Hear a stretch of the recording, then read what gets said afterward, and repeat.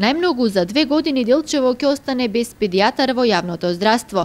Сегашниот педијатар примариус доктор Виолета Арсова само уште 1 година ја дели од пензионирање и уште 1 колку што може да продолжи по сопствена желба. Тоа значи дека со незиното пензионирање за 2 години децата од Делчево ќе останат без детски лекар и лекар кој што ќе го води породилиштето. И покрај многобројните барања од страна на јавната здравствена установа Гоце Делчев од Делчево, Министерството се уште останува глуво на нивните барања да одобри специјализација за педијатар кој би работел во јавната установа Гоце Делчев.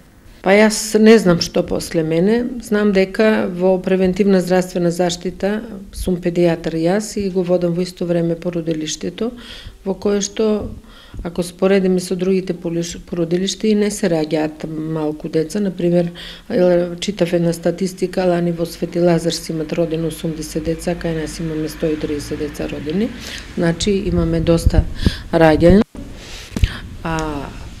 Сите овие години и покрај тоа што постојано апелиравме дека здравниот дом ќе остане без педијатар, не најдовме на некое поголемо разбирање од страна на Министерството, како од сегашниот министер, така и од претходниот министер, за да видиме некако овој проблем да го решиме. Колку и да останам јас да работам, ете, уште 1 година имам редовно да работам и уште 1 година да продолжам, пак ќе се јави еден луфт кога не може да дојде педијатар.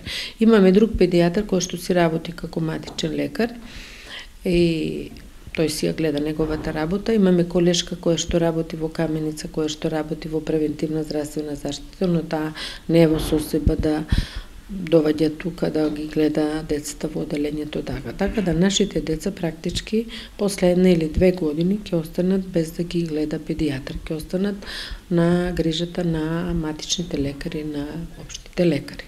Ние и до директорот како стручен колегиум овој проблем го наметнувавме, го сугериравме, но тој како директор самиот не може да го реши тоа, затоа што не може прво да прими без одобрење на владата. Човек не може сам да го испрати на специјализација, а од друга страна нашата специјализација сите знаеме дека е специјализација која што трае подолго време, трае околу 5 години.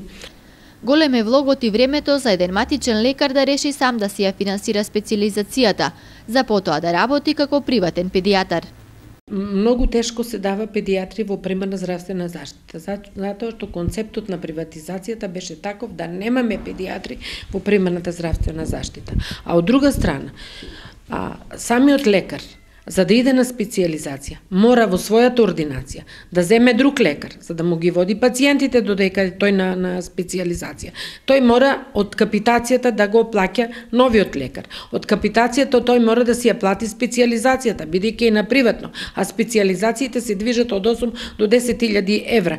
Мора да од капитацијата да ја плати медицинската сестра, а од друга страна мора од капитацијата и тој самиот да се издржува во нашиот главен град заради тоа што повеќе турнусите се повеќе во Скопје или евентуално во Штип.